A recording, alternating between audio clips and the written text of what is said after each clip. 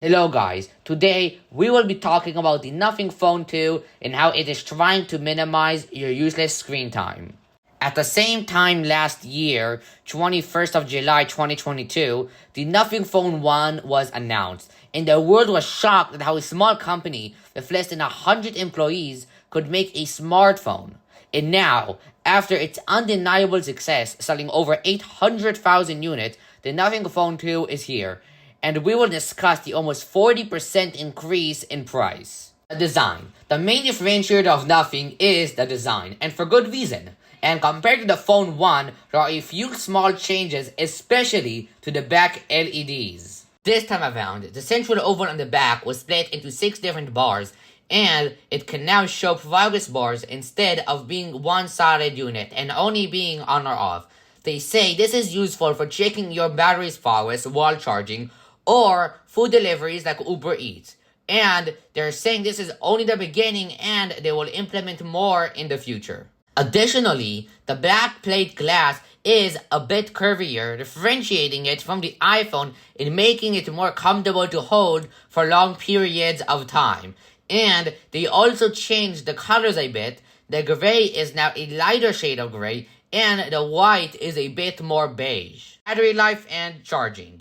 The Nothing Phone is solid when it comes to its battery. It has a 4700 mAh battery, increasing it by 200 mAh from last year, which is not impressive, but it's still good for the price. And the charging speed has also increased from 33 watts to 45 watts, giving it a solid position as a phone that can charge on the industry's average.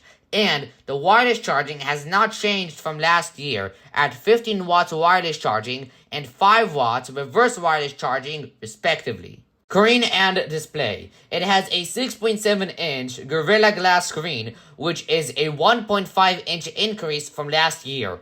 Also, the peak brightness was increased from 700 nits in the previous year to 1600 nits this year, which shows that this phone is in a complete different league from its predecessor.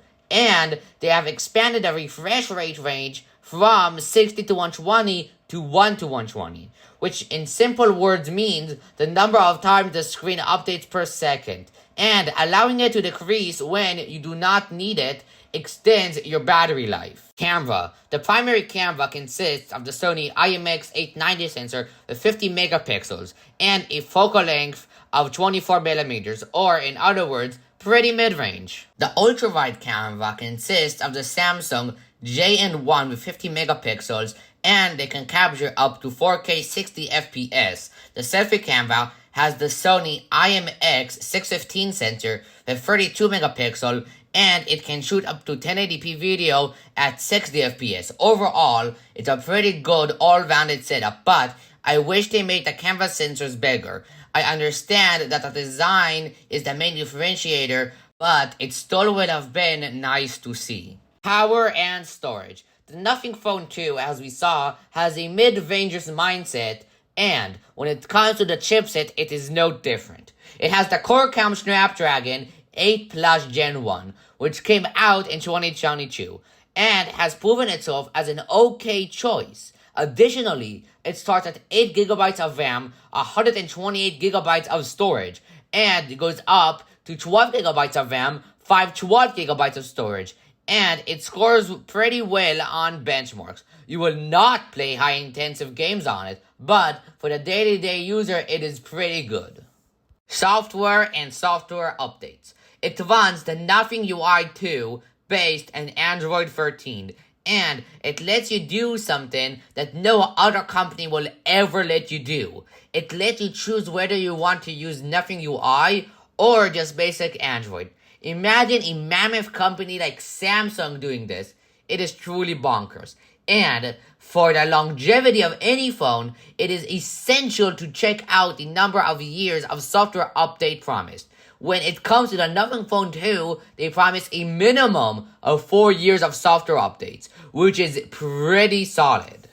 Its purpose. After reviewing all the specifications, what is the purpose of the Nothing Phone 2? It is not a flagship and there are higher value mid-rangers to choose from. Well, it seems the purpose of the Nothing phones in general is to decrease the amount of time spent on the phone by giving you the indicator that will typically require you to turn on the phone screen to view and allowing you to access them from the back of the phone from the LEDs. The software interface is minimalistic and clean, reminding me of Xiaomi back in the day, when its main selling point was its sleek software. Additionally, they implemented advanced widgets, which means anything can be a widget, from apps to shortcuts, to allow you to check stuff out without opening up apps. Conclusion. The Nothing Phone 2 is a mid-ranger with a bunch of interesting gimmicks. Yes, they're still gimmicks and not features.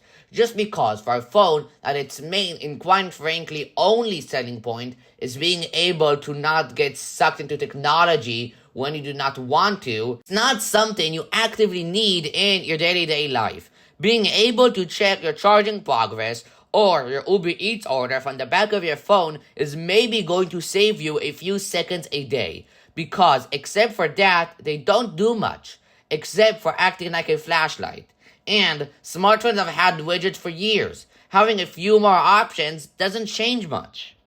Now, should you buy?